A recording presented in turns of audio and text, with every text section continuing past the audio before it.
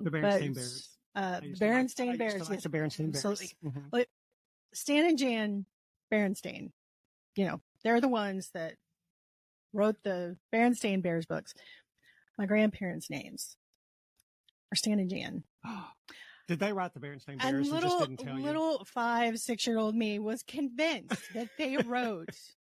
Their last name wasn't Berenstain, but I figured, they don't want people to know. I was convinced that my grandparents wrote these books about the bears. And so were you heartbroken when you found out the truth? I think I just kind of grew out of it and realized, okay. Moron. We would have some money somewhere if they wrote the... Not right this way.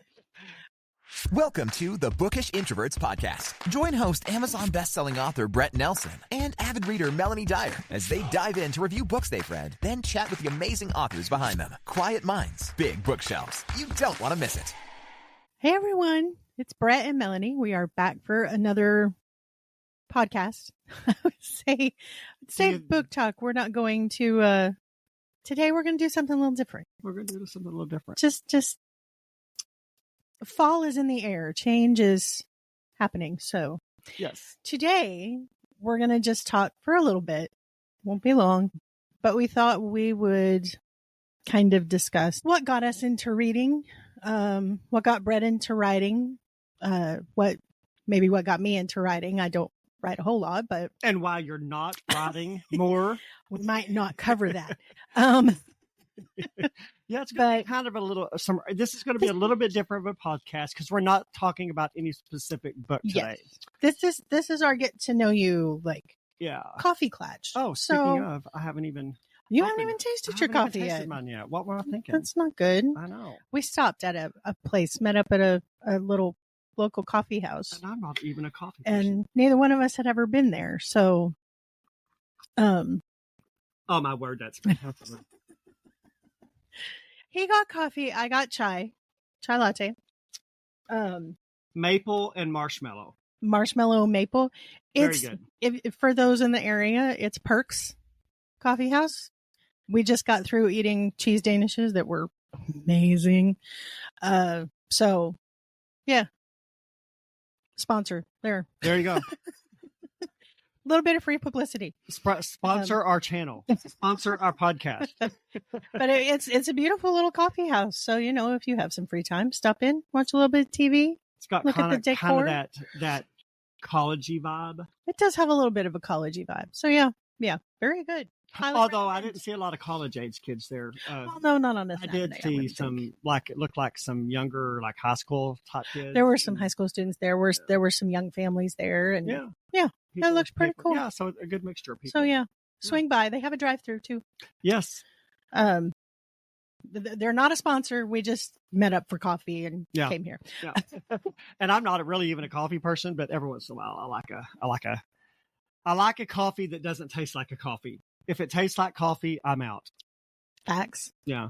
But yeah, today we just thought we'd talk about a little bit about us. Today is a get to know you. Yeah. You'll have to forgive us if we're a little jumbled because we're this is just off the cuff. It's off the cuff. Yeah. So we're just gonna jump right in, and I'm gonna ask Brett, what is the first book that you remember reading on your own? Okay, I remember reading. I was a big fan of the Laura Ingalls Wilder, the Little House on the Prairie books. Those are some of the first books I remember reading. I'm not one of those people that remembers being 2 years old. Yeah, I mean, I don't remember being 2 years old. I might have little snatches of memory here and there, but yeah. Other than pictures that that I've seen that Mom has, but I do remember. I loved reading those books. So those were some of the earliest books I remember reading. Nancy Drew, the Nancy Drew, the Party Boys, the Boxcar Kids. I read a bunch of those. I don't think I was as avid a reader back then as I am now. Now I'm just like a voracious reader. That's so funny. Which kind of blows as an author, because as an author, you don't get to read as much as you want because you're writing. When you're not writing, you're editing. And when you're not editing, you're editing. I mean, like, it takes editing in your head. Yeah, exactly. Yeah, literally. And it's it takes so much longer to edit a book than it takes to write a book. I believe that. I absolutely believe that. Yeah. And it's just, I always say, if you are not absolutely sick of your book by the time you published it, you didn't edit it enough. You did not edit it enough. I believe that. I've never really edited. Yeah. Anything. I mean, I beta read for you. Yeah. But I wouldn't call and you're that very good at it. Yeah. Actual. Well, I wouldn't call it actual editing because I'm not doing anything. I'm just pointing out this, and this, and yeah. But I used to edit what you would call fan videos. Mm-hmm. Using clips from movies and TV shows. And when you're trying to time it to the music you're using, you get to the point where you're just watching the same thing over and over and over. You're listening to the same song over and over and over. And I'm like, oh my gosh, I hate this song now. This song is horrible. Yeah. So it's kind of I can see where you're like, man, I don't like this book. Yeah. Why did I write this book again? Exactly. Yeah, you can love it. And that's one thing that I've kind of stopped being so obsessive with, because not only, we have professional editors, but you need to do a lot of pre-editing before it goes to the editor, because I don't know how a lot of authors work, how it works with their editors, but the editors I use, they tend to, like, I'll pay a little bit up front, and then they charge me depending on how clean it is. Like if they have to do the heavier amount of editing they have to do, which is, so that's why I like to have my books as clean as possible, because I don't make a lot of money off my books. So, so I can't. So it's kind of like pay by the error. Yeah, kind of. Yeah, not literally, but but they kind of, and I appreciate it because, because a lot of the editors I have, they're not like Random House level publishers, so, or editors. So editors have to start somewhere too. They're a little bit more indie, kind of like you. Yeah. They're just trying to get work, to build up their portfolio. Right. So the circle turns. Yeah. Circle of creativity. Yeah. Which probably is why I haven't, I tend to use a different editor with every book, because I haven't found my forever editor yet. I gotcha. Because I'm still searching. So, but you take what you can get when what you can afford. That's also true. Yeah. What can you afford? That's an important question. Exactly. Yeah. So yeah. Those were the books that kind of influenced me. I think those are pretty much what I read. I can't remember loving any others. I would like to say that I find it hilarious. One of the most famous, technically historical series in book history. When you don't like historical fiction. I know, right? I mean, it's not really fiction. It's sort of fiction, because I know it's not as much fiction as the TV show is.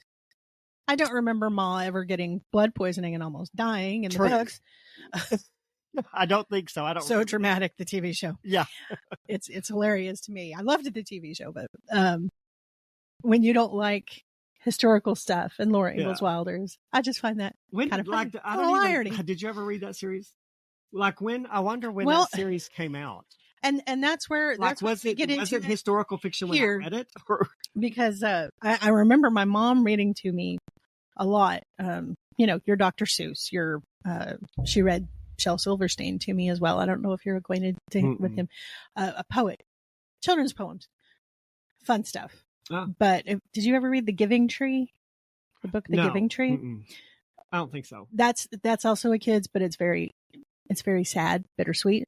Highly recommend if you have 15, 20 minutes to put into it. It's a really sweet, bittersweet story, like I said. But yeah, he had big old books of. And like The Giver, I never read The Giver, and that's like a popular. Shel Silverstein, this thick, just a collection of, sometimes they were a little long, but sometimes just short poems, funny and just a little goofy. But yeah, Mom read to me Laura Ingalls Wilder, and they were the first books I can remember reading on my own, because I started reading them on my own as well. That grew into, Mom still had some of her old books. And I think the Laura Ingalls Wilder books we read were from her collection. She had a box set of the books. I don't know when they came out, but they came out, I think, in like the 50s or something. Yeah. Maybe 60s. I don't know when they were published, but it was before you or I were born. Yeah. But she had other books as well. I read the Bobbsey Twins. Oh, yeah. Yeah, the Bobbsey Twins. Five Little Peppers and How They Grew. Not as well known. The Berenstain Bears. Berenstain Bears. Yes, the Berenstain Bears. Absolutely. Stan and Jan Berenstain, they're the ones that wrote the Berenstain Bears books. My grandparents' names are Stan and Jan. Did they write the Berenstain Bears and just didn't tell you? Little 5-6-year-old me was convinced that they wrote. Their last name wasn't Berenstain, but I figured, they don't want people to know. I was convinced that my grandparents wrote these books about the bears. And so were you heartbroken when you found out the truth? I think I just kind of grew out of it and realized, hey, moron. We would have some money somewhere if they wrote the... not write this. But, yeah. I was just, well, no, they wrote that. I'm glad you brought that up. Yeah. And then later on, I think the first Christian series, there were a couple of standalone Christian books I read. One was Treasures in the Snow. Fantastic book. Look into it.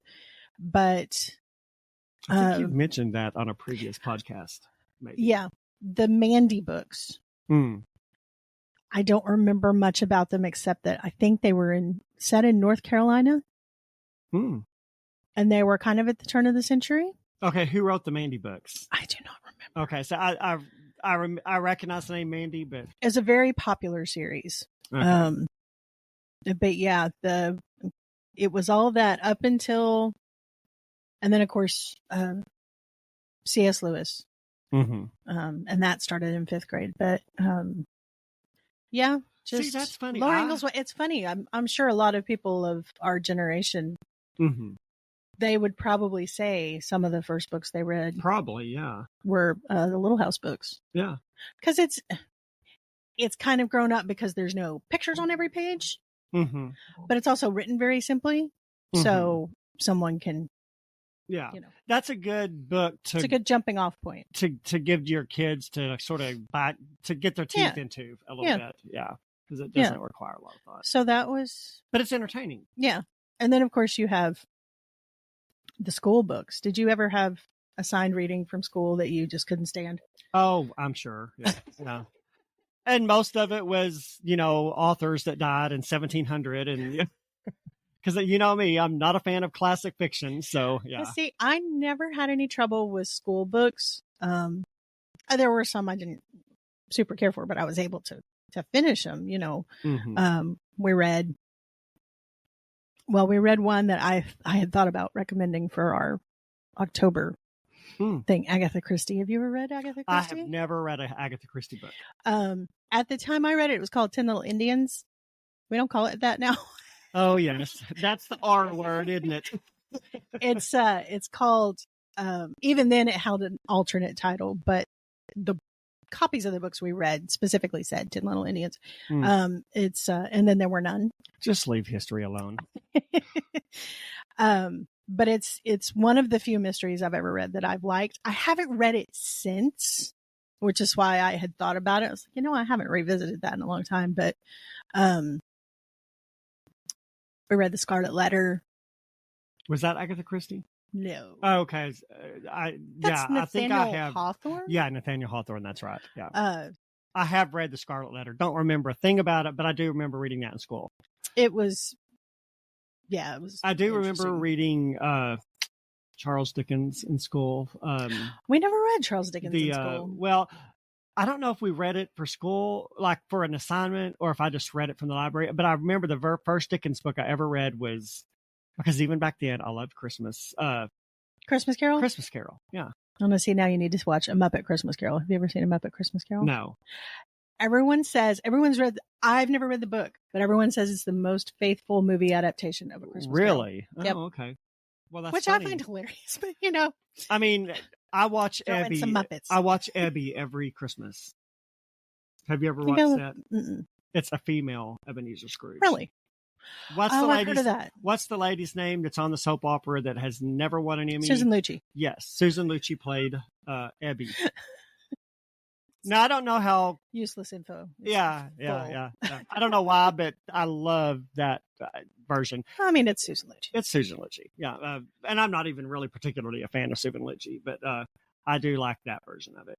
Yeah, I've never read a Dickens novel. And then That's Tori interesting. Spelling has a version of Dickens of A Christmas Carol that I kind of watch. I've heard of every that. year. Yeah, I have A heard Carol. of that. I think it's called A Carol Christmas. Yeah, Yeah, something like that. Anyway, I think you're right. yeah. So Dickens. But I was not thrilled with A Christmas Carol when I read it. It's I think It's I've very read dark parts of and it. dreary, It is very dark and dreary. which most books in Which that parts era of it are, need yeah. to be because you know the Ghost of Christmas Feud. Exactly. Yeah. Yeah. It's about becoming a better you. Yes, that is. It is, and I mean, look how many times it's been adapted and retold, and Mm-hmm. you know you've got something there. I mean, I'm just saying, if you write a book and I mean, when was that written? In the 1700s? no, it would have been the 1800s. 1800s? Yeah, Charles Dickens was 1800s I mean, for sure. I wish something that I wrote would still be in existence and being read. Yeah, what an amazing legacy. Decade, It's an amazing legacy to have. yeah, To have that kind of staying power. yeah. Well, you know, like Laura Ingalls. Yeah. Those are still around. I don't think they're read as much, but they're still around. And even then, the legacy is still there in the TV show. And I wish I still to create had something with that my kind original Laura Wilde. I don't know whatever happened to them, but I had the original like hardback books, oh, and I don't know. To this day, I wish I had them. There, but I do have over there on that bookshelf on the third one. There's a on the bottom shelf. Hand me that. This is a book that I've had since grade school. It's an original hardback Nancy Drew book. That's her name. Carolyn Keene, yeah, and it's called The Mysterious Mannequin. Cool. And this is like an original hardback. That's amazing. Yeah. And it says Brett Nelson, 9th grade. And I'm and it's got it's fun because it's got the little drawings in it. How cool. Yeah, so I love this book just because. And here's another little funny thing about, for those of you listening who are of a certain age that may not remember, there was a time before the internet. Back at the back, there's an order form page, and you could order whichever book you wanted in the series, and you had to mail it in. I love it.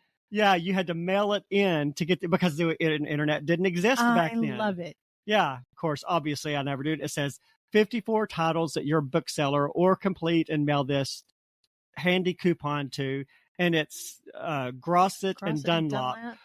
And I actually did a YouTube video about this because Grosset and Dunlap is now, and I can't remember which one it is. I think it's like Penguin Random House now.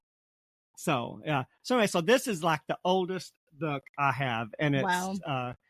So I'm like, That's I wish amazing. I had all of my little house books. I think one of the oldest books I read, Mom had a fairly old copy. I don't know if it was an original, but it was a fairly old copy, a hardback of Gone with the Wind. Mm. And I read that. Never read that. I've never seen it either. I know. I'm gonna have to stop doing this podcast. I'm telling you. How are we friends? No, I'm joking. I think I was in the 2nd grade when I read. It was by far the biggest book I had ever read. I was in the 1st or 2nd grade because Gone with the Wind is pretty thick. Yeah, it's a pretty hefty book. It's a decent book, but I found it in her room, and I was like, "Hey, I've seen this movie," because I'd already seen the movie. I can't really say much because my first few books were like monster tones because I didn't know any better. But so yeah, I think I was like first because we were still living. When you read it, Yeah. When we were still living in Really? my childhood home, I remember I was in, because we had a 2-story house, and I was in her room. She had a window that looked out on the street, and I remember laying on my stomach in her bed, my head hanging off the side with the book. I can't do that now, by the way.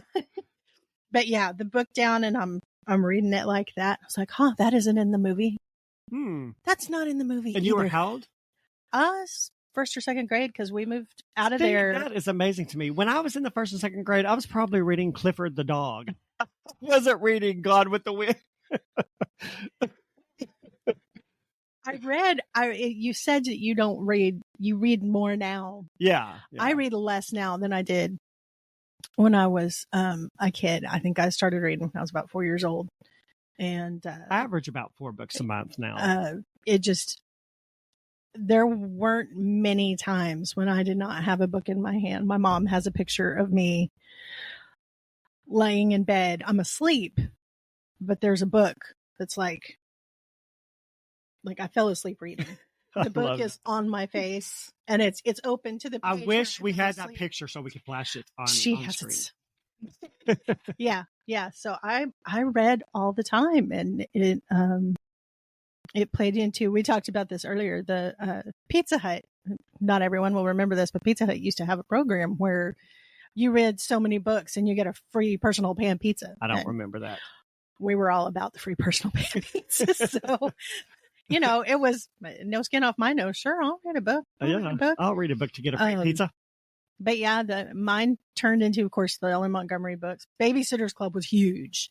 The Babysitter's Club was a huge thing for girls my age. I don't know if you've ever even heard of it. Well, I've heard of it. Yeah, I've never read them. Annie Martin, I believe, is the author of the Babysitter's Club books, and I don't think I've read them all because I kind of grew out of it after a while. But yeah, the Babysitter's Club was, and you got your Dawn and your Stacy, Mary Ann and Christy and Claudia, and as you can see, I have no problem remembering the character. No, I can't remember the characters in a book I read last week. Yeah, I think I had owned myself probably 15 or 20 Babysitter's Club books, and then the rest I got from the library. In fact, I moved here with a library book from another state. Really? Probably have a warrant for my arrest. Felon, we have a felon in our midst. I did not mean to. It was an accident, but it was a Stacy-centric book, so I apologize. Do you still have it? I don't know. I think I do. Somewhere. It's probably somewhere with my Laura Ingalls Wilder books. Oops. So sorry. That makes me a horrible person because, libraries, you got to return the books. Exactly. We are not advocating for keeping your library books. Yeah. Return them so other people can enjoy them. But the only book that they ever made me read in school that I could not stand, it was high school, and it was Heart of Darkness. And I think his name was Joseph Conrad. I don't know. I don't care. I hated him, and I hated his book. And I never did finish it. It was for AP English, my senior year. Oh. AP English. And I never finished it. And I had to write a paper on it. Did you get an A on it? Yes, I did. Well, see, that is skill right there. To get an A on a paper on a book you didn't even finish. And then I got to college, and guess what? Did you have to read it again? No. I skimmed over some parts of it, and I was like, okay, it's time to write another paper. So I did. Couldn't you just plagiarize your high school paper? Well, it was a different type of paper. I think one wasn't an analysis. Because it's not really plagiarism if it's your own work. Yeah. That's not plagiarism. One was kind of analysis type, and one of them was a compare and contrast. I hated compare and contrast papers. Yeah. I hated them. But yeah, I wrote another paper got an A on that too. I watched an episode of Felicity recently, and the TV show Felicity, and they had one of the characters. They asked him to compare and contrast. I was like, that just is so pretentious. Yeah. I didn't like writing papers in the first place because they wouldn't just let me write. I had to cite my sources. Oh. And I had to do, can't I just write a paper? No, you have to name your sources and, make notes here. And I'm like, ugh. Getting you ready for Well, they made me pre-plan. You had to do an outline, if you remember. A lot of times when you read a paper, You had to write an outline, and sometimes I'd just write the paper and go back through. It's like, okay, outline 1. Stop making me organize. And as an I author, do much better when I write this the night before. It's yeah. And as an author, one of the worst things I hate is outlining. Yeah, I understand. I've never outlined anything except a school paper. That's probably why I haven't written anything. Yeah. I don't outline as aggressively as some authors do, but it's like when it gets time to write, I just want to sit down and start writing. But, absolutely. Yeah. I do have a general idea of what's going to happen in the book, but I'm not a heavy outliner. Sorry. Yeah. What? Did you go? No, I was listening to you, but this thing started floating past. Oh. I'm sure that looked very strange to you. I apologize. I just kind of got a little bit of a squirrel, but not too much because I was still listening to what you were saying. I was just like, what's that? I have attention issues. Yeah. Which brings me to a question. I want to know if this is just me. Do you get some of your best ideas for writing, like when you're driving and can't possibly write anything to remember for later? Isn't that annoying? It is annoying. I called one of my friends once when I was driving and I was like, hey, write this down for me. She said, what does this mean? I said, I'll tell you later. Just write it down and send it to me in an email. Would you please? That was years ago, but I'm sure she was like, why is Melanie calling me? Because she lives in California. I think I'm not even sure we had met at the time. We might have. We have met a few times. Yeah. Since, but and I believe it or not, I actually get a lot of my book ideas. I wake up with them. Really? Yeah. I don't know why. I don't think I've ever woken up with an idea. And that's like, I don't keep pad and pencil by the desk anymore, or by the bed anymore. I used to, but nowadays you can kind of talk into your phone, and I can't tell you how many great ideas I have lost because I thought of it in the middle of the night, and I thought, oh well, I'll remember that, and then of course in the morning you're like, yeah, I can't remember a thing. So so like if I don't know why, but I get so many ideas. Like I'll wake up and it'll be like, boing, I have an idea. Huh? I'll be darned. Yeah. So it's weird. That is interesting. Yeah. My in a series I'm writing now, you know how I am about series books. I hate them. I hate getting stuck in a series. I know you do. I don't like reading them, and I sure don't like writing them. But I'm trying to get a few. I'm trying to write a few series because readers like them. Sorry. Yeah. We apologize. I just get so bored with them. But I got an idea for this book, and for the first book in that series, and I wrote it in like 6 weeks. Like that's the fastest I have ever written a book. The sequel, so I wrote the second book to it. It took me like 8 months to write it because Go figure. I hate it. So, and now I know there's going to be a third one, and it'll probably take me 3 years to write it because. Now, don't say that. that just, call those things that be not so they are. Sure, okay. Stay positive. Brett's like, okay, I'm positive it's going to take me 3 years. I hope not. But I don't know. I don't know why. I absolutely hate writing series books. I just want to write standalone. You get tired of the characters. I get tired of the characters. I get tired of the locations. I don't get tired of the characters. Yeah. Send them all on vacation. What? Take them somewhere new.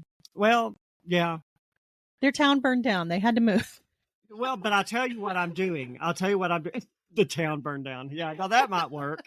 What I'm doing, though, is like in the first book, it's centered around this character.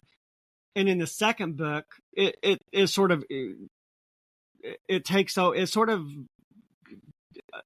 it's more of her, but I also introduced a new character in.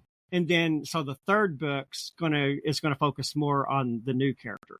So I think in each series, that like the other people that you're familiar with will be in the background. So I thought, well, maybe that'll help it keep me from getting as bored. I've read series that have done that, and it makes it interesting. It keeps it, you've still got familiarity. And maybe that's why I like series so much. I don't like change. I like familiarity. So maybe that's the appeal. But you've still got the characters you already know. Yeah.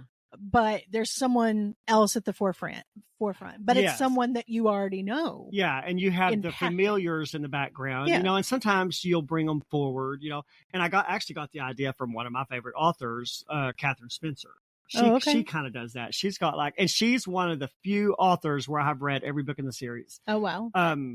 Even when I love a book, high praise. Yeah. Even when I really love a book, I very rarely go through an entire series, but I have read, it's the Cape Light series, and they're not Christian fiction books, but they do have faith elements in them.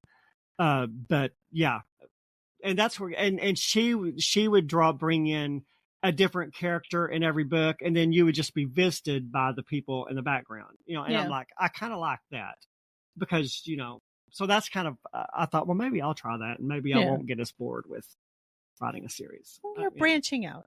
Yeah. Embracing new experiences. Yeah. That's important. Yeah, exactly. When do you remember when you started to write? Like, what made you, was it an assignment for school that got you interested? Oh, later? Yeah, it was late in life. I mean, I've always thought, I can remember my friend Nancy, she's a very creative type. Nancy Powers. She's a very creative type. And I'm talking like floral design, like everything. She was just so good at everything. And she always talked about, she had this fantastic idea for a book she wanted to write. And I can remember always telling her, oh my gosh, I wish I could write a book. I would love to write a book. And this was not that long ago. I mean, I can't remember when I published my first book. I think it might've been in like 2016 or something like that.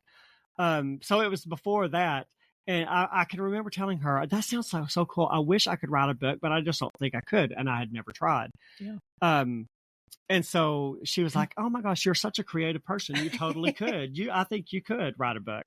So anyway, so I had 4 books written before I ever published the first one. Wow.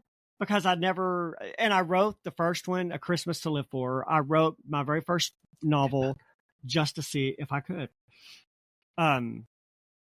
And yeah, so in that book, I was going through a very dark emotional time.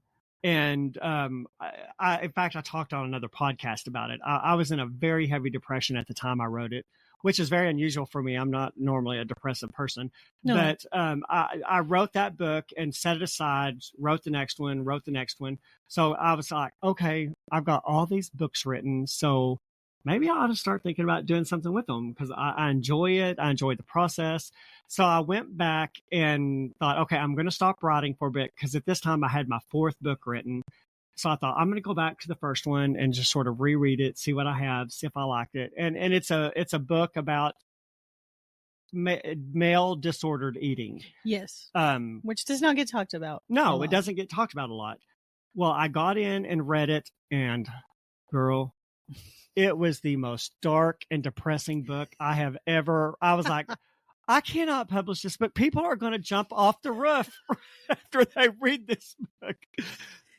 So, but it reflected the time I was in at the time, So anyway, so I got in and started rewriting, not rewriting it, but I wanted to a little restructure and I wanted editing. I wanted to put some light into the book. So you know what I mean by light? I don't mean light in a mystical sense. Yes. I didn't want it to be mopey, grumpy. You know what I'm saying? So I wanted to inject some fun scenes into it. And so anyway, so that I spent probably the good part of a year, taking some stuff out that I really didn't feel like needed to be there anymore. And then adding in some fun and some light and just I wanted some lightness in the book. I didn't want it to be, even though it's a darker, heavier topic, I didn't want it to be a heavy read. Totally. Yes. And there are some heavy moments in it. You've read it. There are some very heavy moments in it. But it's not a light topic. I mean, no, you can't just glaze over it because then it gives it no weight. Yeah, exactly. That's not a pun. Yeah. Yeah. I wasn't thinking, but it doesn't give it its substance. Exactly. if you just gloss over it like, oh, well, I have this problem, but it's really no big deal. Well, exactly. Then where's the conflict? Yeah. Well, and there's no, it's not genuine Yeah. when you do that, especially for people that have gone through that and have lived through that. Yes. That's not going to feel genuine. No. And I No. get to this day that book and my book War Songs are the two books that I get the most correspondence on. Really? Yes, A Christmas to Live For. On a weekly basis almost. I get, and a lot of times it's from people that have dealt with it. And believe it or not, I'm very surprised. A lot of the people I hear from are men. And men. Well, men are just as susceptible to something like that. But they kind of fall between the tracks because it's considered a female disorder. Well, it's kind of like depression. Men aren't expected to, you're a man, buck up. Well, and to a certain extent, that's and sometimes great, they do because that's what you're expected to do. But sometimes it requires a little bit more help than that. And a lot of men they're scared to get help because they're, scared of what their friends will say Exactly. Yeah. But then what you wind up with is like a shell of a person. Veterans that they don't get help because they think they're men and they should be able to handle it, and they wind up committing suicide. Yeah. Which is horrible. It's horrible. For something that could be that they could get help with. I'm sure men who aren't veterans, who are just civilians, it's happened the same way.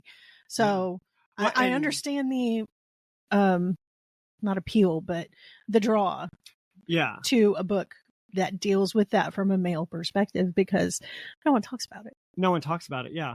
Well, and it was a very hard subject for me to tackle too, because not a lot of people knew it at the time, but I was kind of going through that at the time. Not as heavy as what I depict in the book. Right. But when you're not feeling well emotionally, when you're depressed, that just leads to, you don't really feel like eating.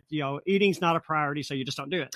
You know, I lost down to like 80 pounds, Really? I was not healthy there for a while. I would say not. Yeah. And I, to this day, I won't hardly read that book because it's kind of triggering for me. I believe that. Yeah. So that's one of the few books of mine. Every once in a while I'll pick up one of my books, and I don't ever really sit down and just read through the whole thing, very rarely, but every once in a while I'll pick one up and I'll just skim a few chapters just to kind of, revisit. And, but yeah, that's one of the few books that I don't even have any interest to pick up anymore. I can understand that. But one interesting thing that I learned in writing it, because even though I was kind of going through that myself, I did do a lot of research on it. And one reason why a lot of men are not treated for anorexia nervosa and bulimia nervosa is because one of the,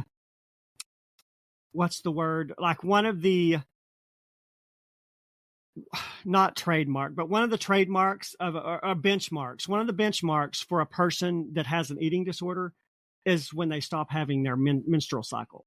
Really? Yeah. Because women that are in the real major, when you starve your body so much, you stop menstruating, and men don't have a menstrual cycle. So there's no metric for. Wow. Yeah. And of course, they need to change that. Well, and they may have between now and then. Hopefully they have. So that's why a lot of men fall between the crack. First of all, they're ashamed and they don't come forward. They don't address it because I'm a man. I'm not supposed to. But there's feelings too. Yeah.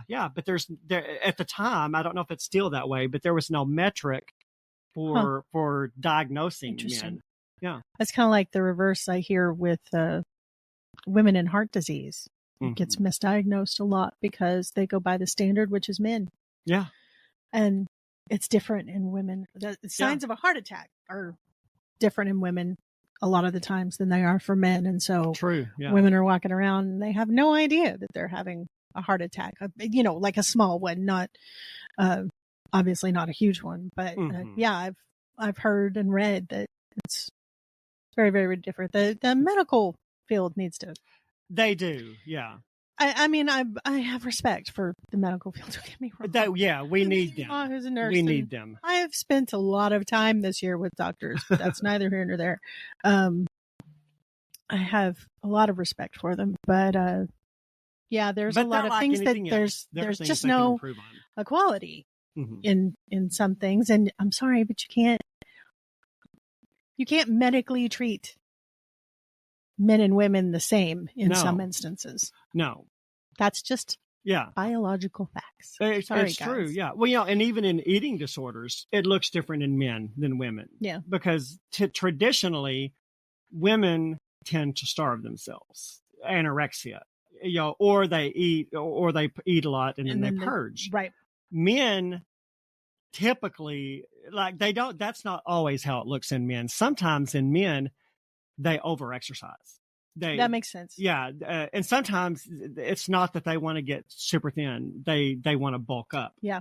And so they cut their calories and they overexercise, and you still kind of get the same, because if you're cutting your calories, which really doesn't make a lot of sense, because when you're bulking up, you really need a caloric intake. Yes. In fact, a lot of guys that when they're bulking up, I mean, they're eating 5,000-6,000 calories a day. Yeah. So, but when you've got disordered eating like that, even as a man, you tend to cut back on your, So anyway, it looks different in men. So that's interesting. Yeah. So researching, which I know you came from a place of experience, but I imagine, in most of your books, you have a lot of research that had to go into it. That's just the way it is. If you're going to write a for real book, unless you're just writing something that's a little more on the frothy side, which is great. We need frothy books. Frothy books are wonderful. Sometimes you need a lighter book to take you out of your heavier you don't books. Want people calling you out. Hey, that's not right. Yeah. Sorry. Yeah. Too late now. But that's I didn't know it wasn't until later that you got started. I figured. Yeah. I think, don't quote me on this, I think I published my first book in 2016. So I probably started writing my first book probably 2012, 2013, somewhere on there. So it was way later in life before I started writing. And then it took me even longer to even do anything with them, because my original intent was just to write for my own, for my own enjoyment, because I didn't really have enough. Just as an outlet. Yeah. And I get that. And then after I got 4 written, I was like, wow. I should try to do something. I should try to do something with these. It's a shame to have them just sitting in my hard drive. I should do something with them. Yeah, exactly. So that's when I dusted it off, and I can't remember who the first person I gave it to read was now, but I was just like, was it Melissa? It was no, it wasn't Melissa. It may have been my friend Nancy. Sorry, Melissa. Actually, it may have been my friend Nancy. He passed you over. Yes, I passed you over. Sorry. Just kidding. If you're listening, I didn't mean to. I'm just kidding. Yeah. So it took me a while to get my courage up. It's very hard to put your work out there. It's very hard. Well, and the funny thing is, I spent all that time going in, and I wish now I had shortened. Well, I wish I had shortened all my books. Short books just do better. Your books now are shorter. Yes, I am writing them shorter now because I've learned. But as I was going in and writing, and kind of lightening the book up, I was trying to put some silly moments in it, because I didn't want it to be dark and dreary. And I actually got a bad review on the book because it wasn't dreary enough. What? No, because women don't act like that. It's not about women. Yeah, well, the women in your book don't act like that? The 2 women characters, they were, and the funny thing is, they're kind of based off a couple of women I know. So women do act like that sometimes, just because you're boring. And I don't, I shouldn't say that, but it's like, the characters in the book, like there was one scene where they came up out of it takes place in New York City, and they came up out of the subway, and it was snowing. Of course, it's a Christmas book, so you got to have snow, and the girls were like, oh, hugging each other. They were excited about the snow. And anyway, there's a couple of scenes like that where the girls kind of get excited. And somebody used to hang out with me and my best friend, because that is absolutely some kind of, she'd probably, I'm an introvert and she's an extrovert. I'm the adopted introvert in the relationship. Yeah. Yeah. She adopted me in high school. And we don't hang out as much anymore, which makes me sad, but Yeah. life happens. And, Yeah. but yeah, that's absolutely a point where she'd start grabbing my hand and let's go. Yeah. No, I'm the reluctant introvert that gets taken along on the adventure. But exactly. that you get dragged along kicking and screaming. and even in your 30s and 40s. Yeah. We act like teenagers sometimes. Well, exactly. Yeah. And You got a problem with that? That review kind of made me roll my eyes a little bit, because I'm like, okay, just because you're a boring stick in the mud doesn't mean everyone else, doesn't mean every other woman in the world is. That's true. And I shouldn't say that because the person's probably a lovely person. They probably are. But it's just like, not all women are the same. Given a bad review saying that the women aren't like that. Well, you may not be, but there's a lot of women that are, because they're based loosely off of, I've seen my friends that are girls. I almost said girlfriends, so they weren't my girlfriends. They were friends that were girls. They see each other and they're like, "Oh my gosh, I haven't seen you in like 30 minutes." That sort of thing. So women do act like that. I mean, have you ever seen Gilmore Girls? Have you ever seen Friends? Yeah. So yeah. So anyway, I've learned to just kind of let stuff like that roll off because just slide. Yeah, exactly. Slide right off your back. So I do want to ask you.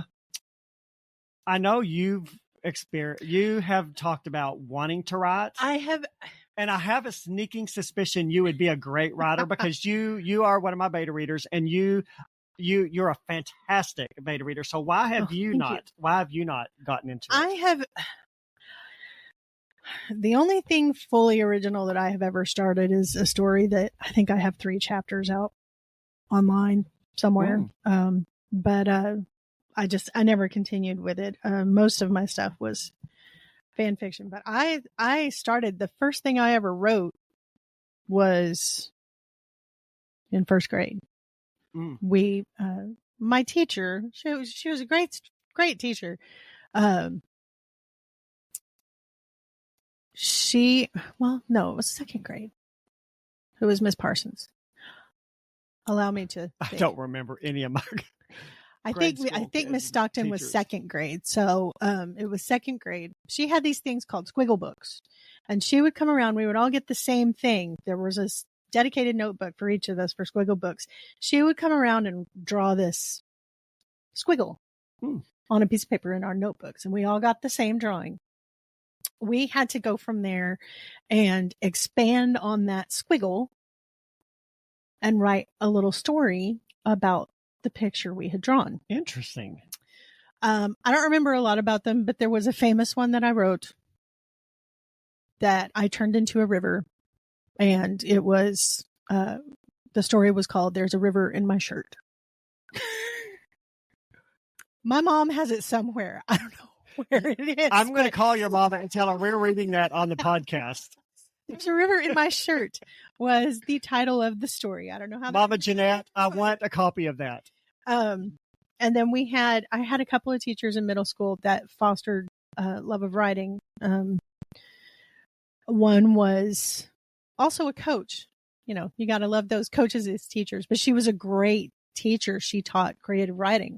And I don't remember many things we did, but when I was in middle school, that happened to be when the Waco thing happened. The Waco David standoff. Koresh. Yeah, yes. The standoff, yeah. And one of our assignments was to write, because it went on for days.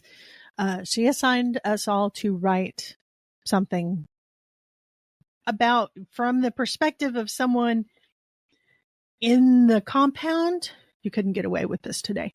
From the perspective of someone in the compound or one of the agents or something outside, someone involved. Mm-hmm. She wanted us to put ourselves in. Oh, genius assignment. Now that I think about it, like as if you write it as if you were there. Yes. Because it fosters, empathy or the ability to see things from new perspectives. And you're doing this through, and girl, I'm just saying the whole world needs that assignment because the people in this world in this country need to learn how to see things from a different perspective. Yeah. and you're doing this from like a preteen, early teen years type of thing. So your brain's working. And I wrote it from the perspective of a 16-year-old girl, I think, that was in the compound and was married. She was one of his wives. Wow. That's fascinating. And I think she was pregnant. I don't remember. And at the end, it had already happened, the burning down and everything. But at the end, they escaped. That's how I wrote the ending. There was like some secret exit and they escaped. And I don't know where they went, but Yeah. I remember doing that. Those were that's assigned. The sequel and that's the sequel I didn't write. But that's those two teachers really got me going on writing. And I just started, my aunt and uncle had a computer. Yeah. That was back when not everyone had a computer, but my aunt and uncle did. And I hung out and it was probably all the huge time. Honking piece of plastic. Oh, it was huge. Yeah. It was absolutely huge. We played, like Where in the World is Carmen Sandiego on it, and it had Print Shop on it. Do you remember Print Shop? Yes. Where you could print out like cards and banners. Yeah, yeah. And we thought that was so cool. Fantastic. Of course, now it's the equivalent of Atari, the Pong. Yeah. Yes. You could make some cool designs with Print Shop though. Yeah. But I had a cousin who was about my age. She's 6 months younger than me, and she likes to write. She still writes. She does poetry and things. But we would both write on that computer, and she loved to read what I wrote. She thought I was, there was one sentence in particular. She was like, that's a fantastic sentence. Now, I have no idea what it was. We were both in our teens, and I'm sorry to say, teenage girls are not the best writers. Well, I'm not sure teenage anybody's are best writers. We're very, when people say you write like a teenage girl, it's not a compliment, and they're not being sexist. Teenage girls, I've met very few, very, very few that are decent writers. I found old notebooks of mine and I'm reading them going, oh my God, what have I done? What kind of person was I? Yeah. They're just, we're all in our feelings and just everything's so dramatic. It is, yeah. Where one adjective would suffice, we got to use like 6. Exactly. Yeah. And that's a problem I still have sometimes. Yep. So, but that's what got me started. And then I found, when I got into college, I found fan fiction on the internet, and I was like, this is a thing. This is a thing. And finally decided to write some of my own. And it's scary because you're putting it out there on the internet. Anyone can read it. Mm-hmm. And they could review it as well. So I didn't know what I was getting into. I can't even remember. Gosh, what was the first thing I wrote? I think it was an Anne of Green Gables thing. And I expanded beyond that and met a whole lot of great people through that. And we're still friends. We're still friends now. We have a group on Facebook that we're friends in. Do you still, is that still on the internet somewhere? Oh yeah, all my stuff's still out there. Oh, okay. I would like to read something. You need to share some links with me. It's still out there, frighteningly enough. But I do want to bounce back to something you said real quick. You said nobody is a good writer when you're 16, and I think very rarely. Yeah, and I think you can pretty much say that about anyone. Never judge an author by their very first book. That's true, because you're learning. It's a learning. Nobody pops out a J.K. Rowling level book on their first book. Now, and J.K. he probably didn't either. Well, exactly. Editors were probably behind her books. Yeah. So anyway, if you read a debut author and you kind of liked it or you didn't like it, try going to a few. The last got a few book books they out. wrote. Give it another world. Authors do grow if they're a good author and take their craft seriously. Nobody is harder at an author than themselves. Yeah, I can tell you that. That's true. Yeah, and I have a friend, one of my writer friends. We all pretty much had Lord of the Rings in common. We were big on Lord of the Rings. But we met through different fandoms, as the term goes. But he's not a big stickler on holding back. If he has a critique, he's going to give it to you. Oh, he's a straight shooter. And sometimes it comes across as blunt, but we always know it comes from a place of him wanting to help. He's just a straightforward guy. And he caught me on something one day. He said, "You're not putting enough in here." I'm like, Enough this chapter's like of like you 7 pages long, which was long for fanfiction.net, which is what it was on.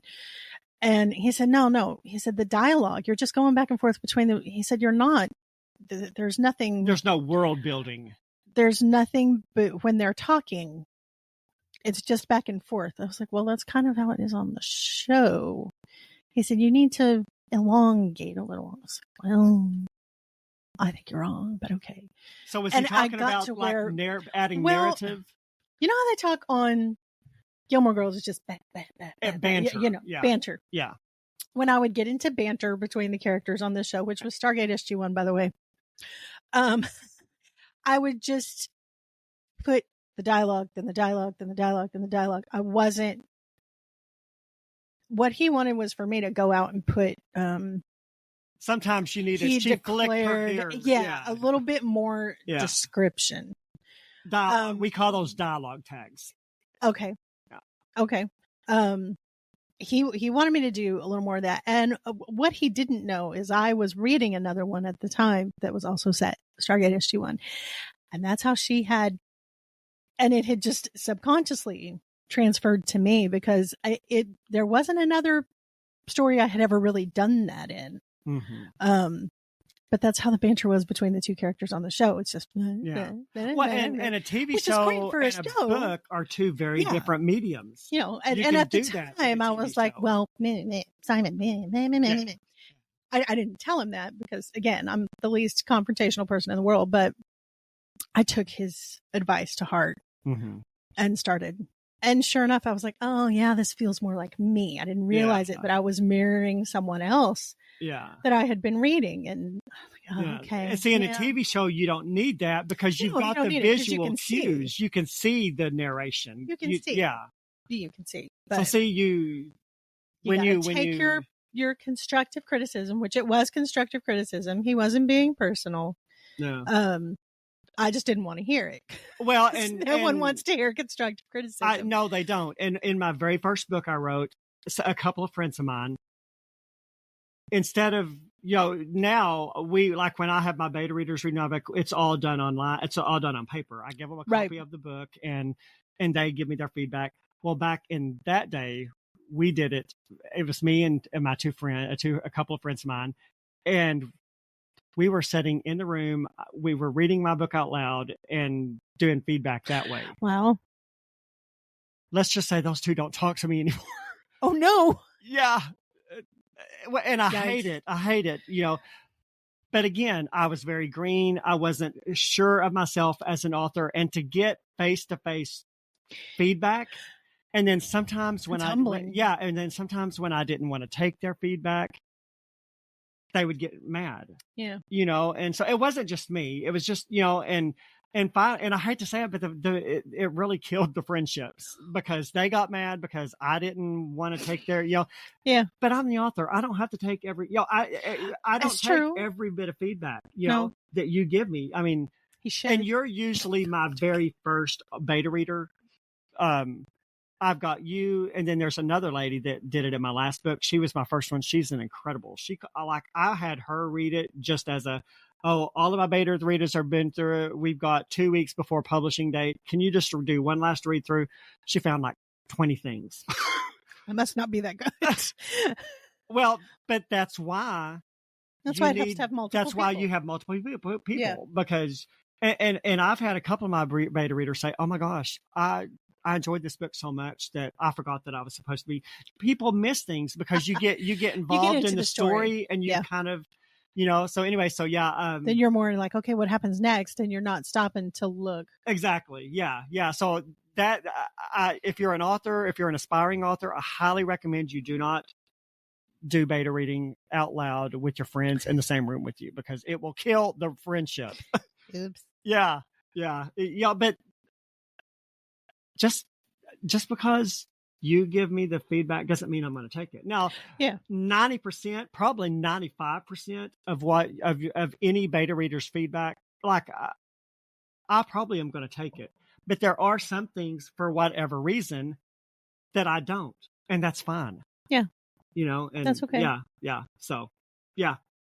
Yeah, it's scary to you get all in your feelings because you put something out there that you worked on. You worked. It's your blood, sweat, and tears. People sometimes think, oh, writing's easy. Writing's not easy No. because you'll write something and then sometimes you get stuck.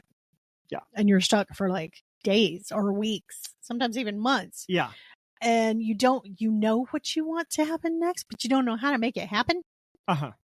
And it drives you nuts. And then you get in your head and then you can't even look at it. I got some very good advice from a New York Times bestselling author about that. Really? Years ago, do you remember when I had my blog on my author website? Yes. I got to interview my favorite author, Catherine Spencer. And we were talking, and I said, okay. And that was one of the interview questions too. And I said, what is your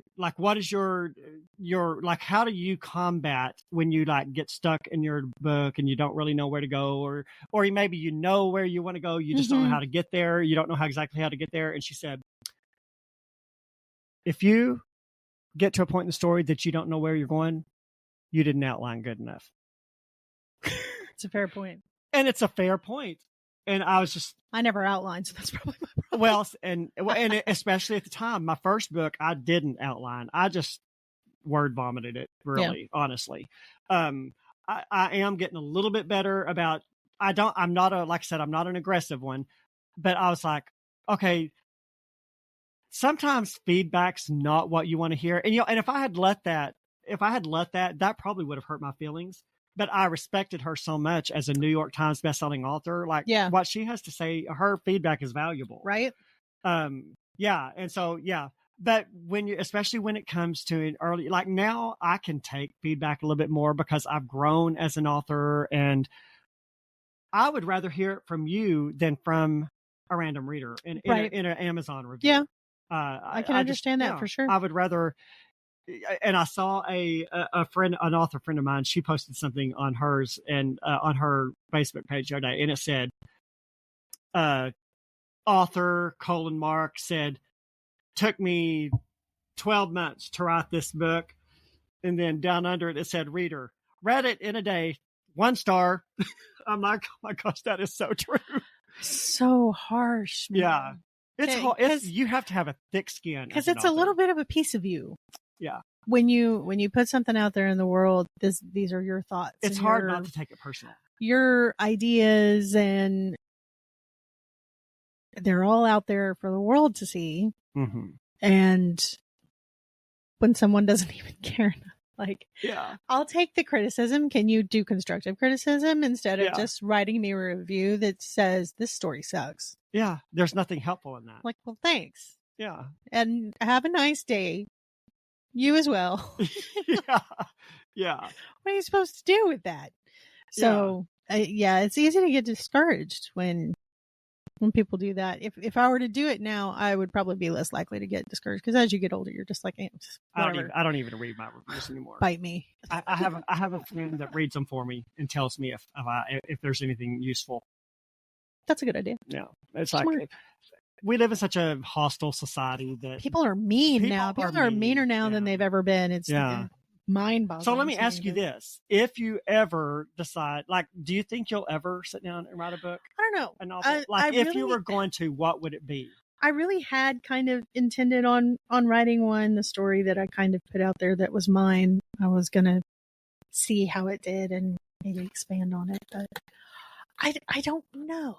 Would you write historical fiction? I know you like that really well. If you were going to, what do you think what genre would you the one I kind of wrote was a little fantasy, but also historical. It was about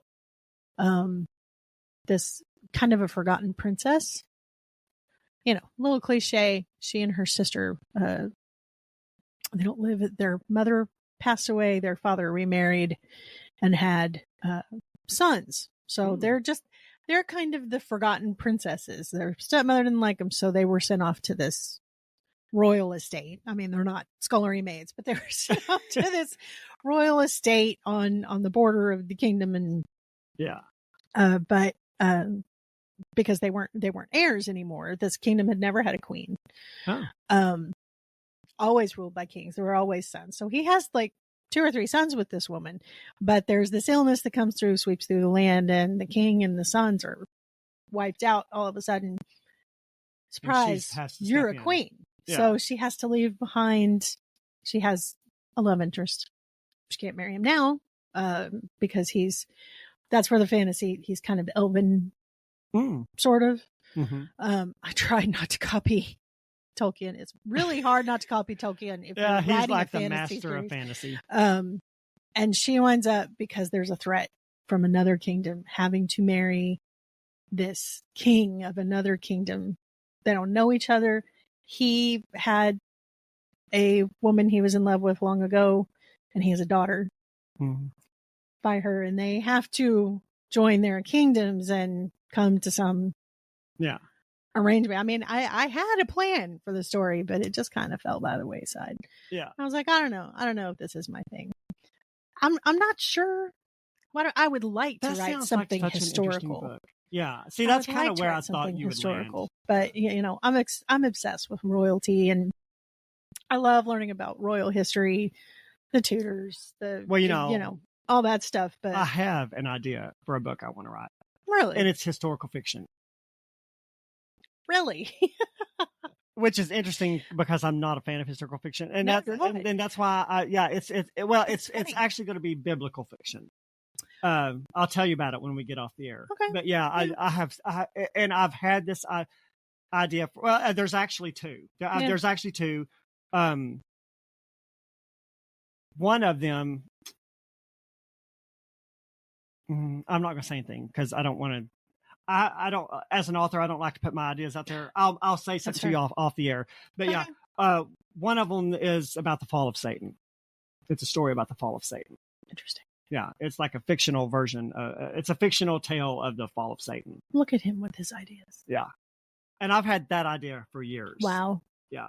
I'm like, there's not a lot of information in the Bible about Satan, and especially when it comes to stuff like that, you have the people that, well, if it's not in the Bible, you shouldn't put it in a book.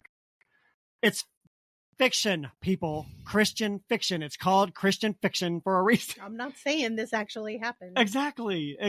Yeah. So and I know I had another, I'm in a readers group, and somebody had posted a question about a book they had an interested in writing about what life would be like during the millennial reign. So we're talking the rapture has happened. And then, and the Bible says that, after the rapture has happened, there's after the 7-year tribulation, there's going to be 1,000 years where, Satan is bound up. And then, so anyway, there's going to be 1,000 years. Well,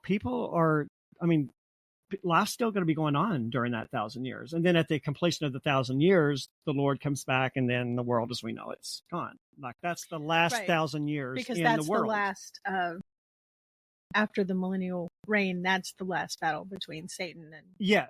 Correct? Yeah. And then Satan's bound up and put in hell forever. Yeah. Well, this person was like, I would really like to write a book about life during the millennial reign. And I was like, oh my gosh, that would be a phenomenal book. That's interesting. Yeah. I'm not sure where the conflict would come in, though. The conflict, a lot of people were like, well, no, I wouldn't read that because there's nothing in the Bible about it. You don't know That's where your imagination comes in. Exactly. It's like, why are we under the impression that Christian fiction has to be, has to be the Bible, in the Bible. Exactly, then it's not fiction. Exactly. Yes. Like there's nothing that says Christian fiction has to be, you can fill in the lines of what's in the Bible. That's not adding to the Bible. Hilarious. Yes. Anyway, and I'm talking, there was hundreds of comments on that post, and the biggest majority of them were negative. I would not read that book. That's sad. Don't read on someone's parade. Well, and I did instant message that person. I was like, listen, don't listen to all these people. If you've got that story in your heart, you need to write it. There will be people out there that will find it. You know, people will read it. Not everyone is the Yeah. same. I mean, I have a hard time coming up with. I mean, to me, the book is see Dick and Jane. Things are great. Yeah. Yeah. But obviously, this person has an idea that, you know, my imagination isn't going to. And that So sounds that's like a something that phenomenal they book to have. me. Yeah. I mean, it's intriguing to me because my question is, where does the conflict come in? Because you have to have a conflict in a book. Otherwise, it's Yeah. boring. Well, So I would want to read it just to see, well, you know, where are you going with this? I have an idea of where the conflict would come from, but yeah, If I stopped and thought about it, I could probably come up with something. maybe I'll write it one day. I don't know, but I think it's a very intriguing topic, and it's like, Sure. But, you know, it's like it's sad that all these people were just like immediate. We were like, nope, wouldn't Yeah, read it. that's a bummer. There's not enough information in the Bible. It would all just be fiction. Again, it's Christian fiction. Where's the conflict? Yeah, it was kind of weird. The reluctance of people to use their imagination boggles my mind. Or to branch out into something new. Yeah. You know? I mean, I have trouble with that, but Well, I know you do. sometimes I use my And we all imagination do. too much. Yeah, Sometimes we all it gets do. me in too much trouble. But Yeah. that's neither here. It makes my boss laugh at me and everything. Well, we do get a great deal of employment out of you. So what's a At my book- expense. What's a book that we're going to start? We're not going to keep this as long as usual. It's actually gone longer than I thought it would. Yeah, it has.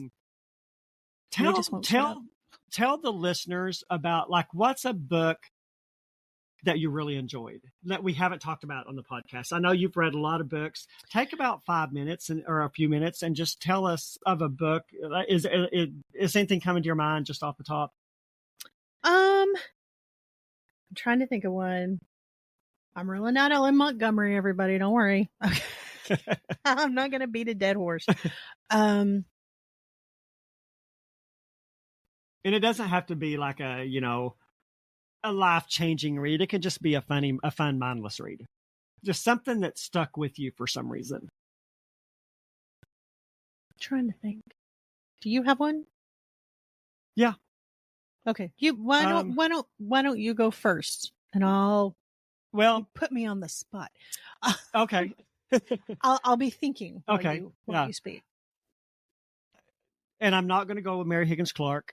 Like my first thought is because she's one of my favorite authors, but another one of my favorite authors is Robin Cook. He writes medical thrillers, and he's got a series of. He's actually another that I've read the majority of his books in his series because it centers around a medical examiner, Jack Stapleton, and he's a medical examiner in New York City, and I used to work in surgical pathology, so I understand the medical terms he uses. Yeah. So and just the things that he talks about in the pathology lab, like since I've worked in that, so I enjoy it for that reason. Now, Mom and Dad have read a couple of his books, and Mom's like, I feel like I need a medical dictionary to read it. But it's really not. Like, you can just read it, even if you don't understand everything that they talk about. It still is an intriguing read. It's still an interesting read. But anyway, there was one particular book that he wrote, and I'm kind of blanking. I think it was called Toxin or something like that. And the character in the book, I don't remember the character's name because it's been years since I've read it. This lady took her son or daughter or whatever it was to this fast food restaurant to have lunch one day. Well, after they went to lunch, like a day or two later, the kid got deathly ill, and eventually died. So I'm trying to remember if it was the two characters in the Stapleton series was Laura Montgomery and Jack Stapleton, and they were both MEs. And so, like, they were separate, like they worked in the same office, but they didn't really like each other because Jack Stapleton was kind of your stereotypical cocky, all that. And but eventually in the series, they kind of get together, they start a romance, they get married and all this stuff. So I can't remember if this was their son that this happened to? Anyway, well, as they got, so they get to investigating, what happened? Why did this kid die?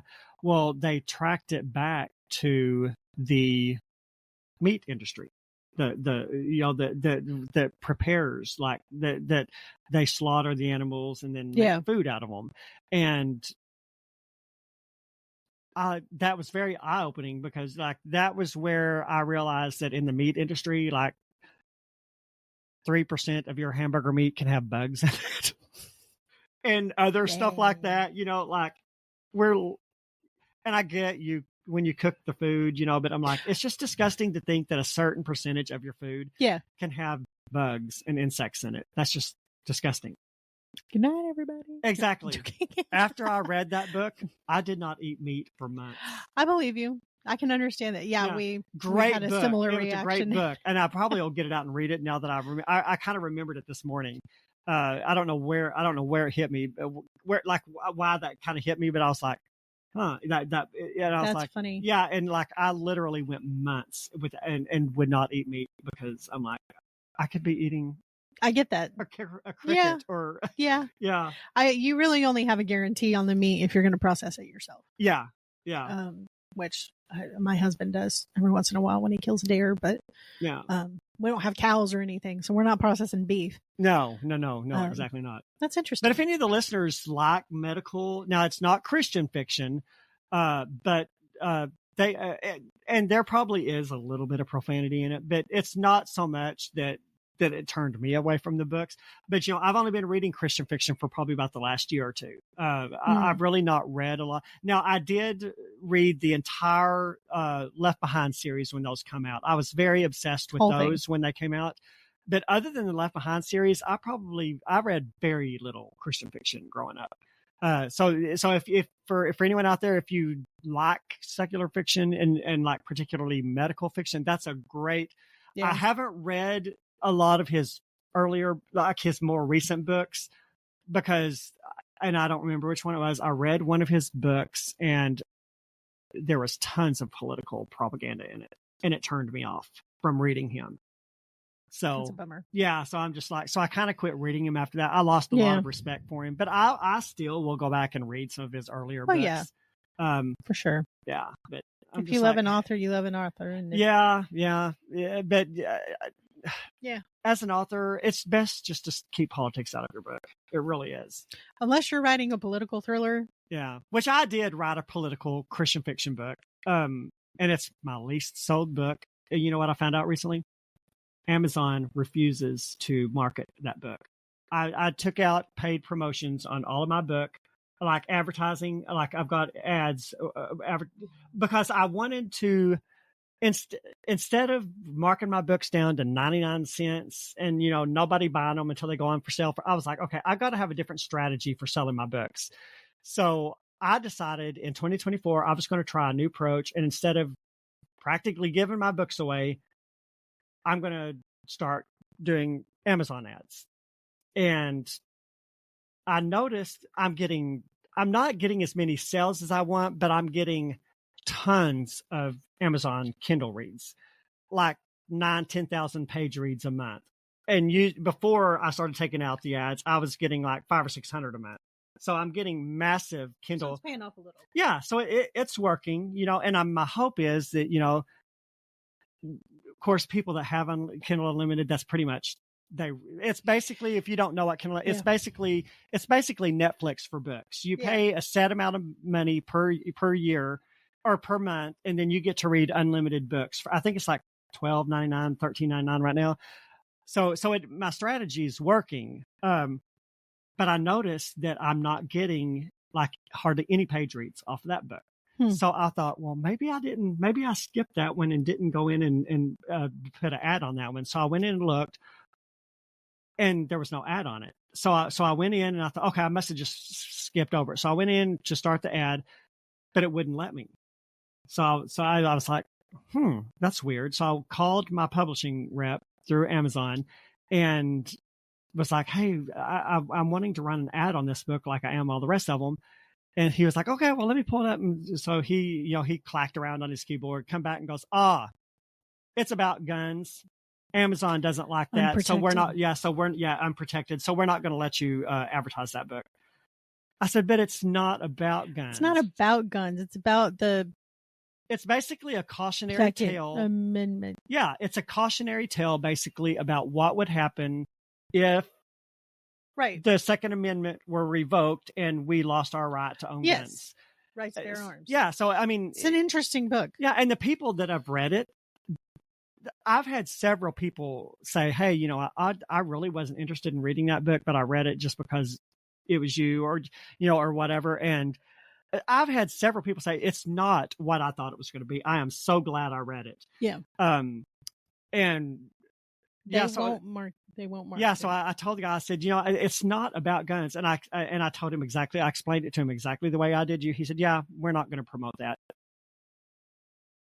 I said, so you basically. So you're for free speech, just not. Yeah. I said, you're basically what's happening in the book is happening now because you're taking away my right. He said, no, we're not taking away your right. We're letting you publish the book on our platform. We're just not going to let you advertise it. Yeah. Left-wing Amazon. That's a left-wing Amazon for you. Wow. Anyway, did you think of a book? I'm really having trouble. I don't know why. I don't know why. Well, we've talked about so many books. Well, and probably the ones that are the most meaningful for you, we probably talked about here and there. We have here and there. I want to say there was. I don't know why I'm having such a hard time with this. There's a series that I really enjoyed that I never thought I would enjoy, but it is absolutely not Christian. There's a little bit of profanity in it, and it is, in fact, about a wizard. It's not Harry Potter. If it's got a wizard in it, it must be Harry Potter, right? Oddly enough, it's called the Dresden Files. And I've heard of that. The main character's name is Harry. His name's Harry Dresden. So it's sort of Harry, but it just sort of it was a book I read because I have a close friend of mine, one of my writer friends, in fact, who really, really liked it, and she recommended it. I was like, I don't know, I don't really get into that kind of thing. And she said, no, you should read it. They're hilarious. They're so funny. He's such a smart aleck, and that really appeals to me. Yeah. But it's not really going to be for everyone. If you're a stuffed shirt, you might not like it. He is very much a wizard, and they deal with the fae and the world of the fairies. Kind of like Shakespearean. There's Titania and Oberon and kings and queens of the fairy court. I mean, this is legit Arthurian legend fairy type stuff that he has to deal with in modern day Chicago. It's very funny. There's several books. I kind of fell behind and I haven't picked them back up, but you will eventually, probably. Yeah. I'm trying to think of a book that I picked up and it just kind of stuck with you for whatever reason. It surprised me. There is one, and I want to say that Janet Oakley. Is it Janet Oakley or Janet Oakley? Is it? No, there's no L. A Christian fiction? Yes. I don't know. She wrote the When Calls the Heart series. I'm not sure if she wrote this book in particular, but it's called, they called her Mrs. Doc. And it is a Christian romance. But she comes out west, I'm sure, in Canada. I can't remember precisely, but I'm sure it's in Canada. And she marries this doctor. Janet Oak? Yes. O-K-E? Yeah. Okay. I wasn't sure if Jeanette. it's Oakley or It's Oak. Jeanette. Jeanette. Oh. Is it Jeanette? Yeah, Jeanette. It's my mom's name. I just she doesn't Googled spell it that way. Oh, okay. I look at that and I see Janet. But yeah, I don't know Jeanette. if it's pronounced Oak. That's how. Is it Oaky? I don't know. Anyway, yeah. But I think it might have been the first book I picked up that she wrote back when Revelations was open in the mall. Oh yeah. I worked at JCPenney's and I would go. It's right next to JCPenney's, so that's the perfect spot. Sometimes I'd go over there and I'd buy a book, and that happened to be one I bought, and it was just. it was very intriguing to me because, and it got me started on her books. Maybe we should do one of her books for the podcast sometime. I think we should. And I really like her books. I also want to do some Brock and Bodie Thoen. Have you read any of theirs? Mm-mm. Okay. They're like old, but yeah. Yeah. Not age and old, but they're older Christian fiction. Yeah. Yeah. Anyway, so go ahead. But yeah, it kind of went, I read that, and it was about a doctor's wife out in the Pioneer West. And I know she researched quite a bit to do that. And it got me started on, well, what was it like? I knew what it was like in the American West. Laura Ingalls Wilder, you know, I knew some of what it was like in the American West. But it got me researching the Canadian West. And I think that brought me to a book called Mrs. Mike, which is a fascinating read. It is not a Christian novel per se, but it is based on a true story. It's a little more brutal because it is based on a true story, and it just kind of opened up a new world for me, because as much as I had loved L.M. Montgomery, I'd never gone beyond Prince Edward Island, which is all the way over in the east. Yeah. I hadn't given the Canadian West much thought, but there's all sorts of things that you deal with in the Canadian West, all through the Canadian West, like the cold and the you know, their west is probably a little less settled. You get into places like Montana and Wyoming, and we have a very sparse population, but almost all of the Canadian West is like that because it's just too freaking cold. Yeah, and it's so cold, and that it just kind of opened up that avenue. I was like, oh, Canadian historical fiction. Why didn't I think of this before? So it just got me. It kind of gave you a different pigeonhole to look at history through. Sure, more historical fiction. Yeah. Why not? But yeah, I thought that was. I thought that I wanted to say Christie, but I didn't really want to get into Christie because someday I think we should. Yeah, we'll do that. We might read that at some point. Maybe. It's been years since I've read it. Years and years. I remember the TV show, though. TV show was really good, too. Kelly Martin. Do you remember Kelly Martin? For some reason, why was I thinking it was... yeah, I remember Kelly Martin. Yeah. She's on Hallmark a lot now. Yes. I like Kelly Martin. For some reason, I was thinking it was... what's the lady's name that played the vice president in Harrison Ford? United... What's the president's plane's name? Air Force One? Air Force One. In the movie Air Force One. Gwen, what's that lady's name? Anyway, yeah, that's not the one I was thinking of yet. No. Anyway, yeah. Are you about Glenn Close? Yes, Glenn Close. Oh, yeah. Glenn Close. For some reason I was thinking, did she play that character? But no, you said it was Kelly Martin. No, Christie's a young girl. I think I'm thinking of Sarah Plain Tall, maybe. Yes, that is a very good show. Was that Glenn Close? Yes. Okay, that's the one I was thinking of. Sarah Plain Tall. That's a very good show. I've never read the book. I know there's a book. I've never seen it or watched it. It is a good. It is very good. I think that's the American West. I could be wrong. That might be Canadian. Interesting. We may have to. I don't know, but highly recommend the show if you can find it. Yeah, if you can find it. That was a Hallmark thing back when they did like the Hallmark. That was back before they were cookie cutter and every movie was the same. Yeah, quite honestly. That was back when they did the Hallmark Hall of Fame stuff. Oh, the Hallmark Hall of Fame ones are the best. Yes, they are. And they still are the best. What the Deaf Man Heard is a fantastic movie. You can find it. Yeah. Watch it. I love that movie. It's hilarious. Yeah. Super, super funny. I say hilarious too much today. I'm sorry. Yes. Yeah, Matthew Modine. Yeah. I think James Earl Jones is in it too. Oh, he died recently. He did die. Now I'm bummed. I'm sorry. I rained on our parade. That's so unlike And me. on that note. That's so unlike me. This has been a great podcast. It has. It's been fun. Yeah, it's been. We've just sat here and talked. It's a little bit off than what we normally do. I'm sure you tuned out long ago. Changed at the last minute, but yeah, we had fun. We have had an interesting, like a new. What's the word I'm thinking? We've had something new's happened with our podcast. There's a word I was going to use to tell you, but we've had our 100th. He's a writer. Yeah. We've had our 100th download on our cool. through all of our platforms, the audio platforms like Spotify, iHeartRadio. We're on like 10 or 15 different podcasts. Podboom. We're on several of them. Yeah. And we've had our 100th download since we started. Aww. So we only need 900 more to go to get monetized. We have to have 1,000 downloads to become as I go home and download every. Exactly. Yeah.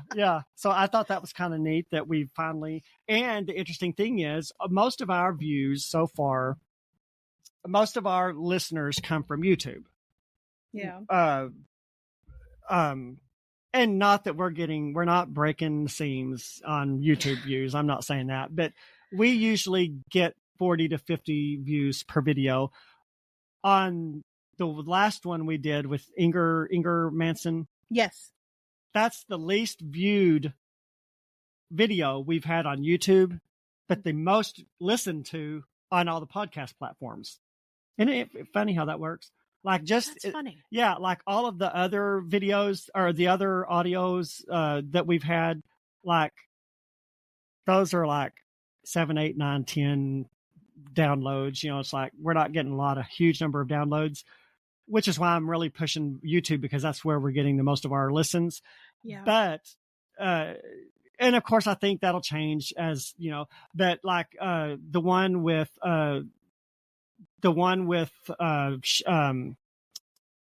Angela Hunt, that's our most listened to. I believe that so far. But Inger Manson, like we have had like 20 or 30 listens through Spotify. And yeah. So I thought it was interesting that it's our least viewed on YouTube, but our most listened to on well, it's our second most listened to. That's funny. Yeah. So it's weird how all that works. Interesting. Yeah. So anyway, we've had a milestone. That's what the word I was trying to think milestone. of. We've had a milestone. We've finally hit 100. Our first milestone. Go us. Yeah. So, all right. Well, we are going to let you guys go. If you want to follow us on Facebook, we're at Bookish Introverts Podcast. We're also on Instagram as Bookish Introverts Podcast. If you want to email us, we're at bookishintrovertspodcast@gmail.com. I think that's it. Yeah. So you want to take us out? Sure. Thanks for hanging around with us. I have to pick the book for the next podcast and I have not picked it yet. So I think we're going to try to make it fallish themed. Mm-hmm. But we will be back in a couple of weeks and discussing that whatever that book is. And we appreciate you listening/watching. We do. Yeah, we really, truly do. Thanks for hanging out with us. Yep. And I guess we will see you next time. All right. Bye, guys. Bye. Thanks for joining us on the Bookish Introverts Podcast, where together we explore the worlds within the pages. Until next time, stay bookish.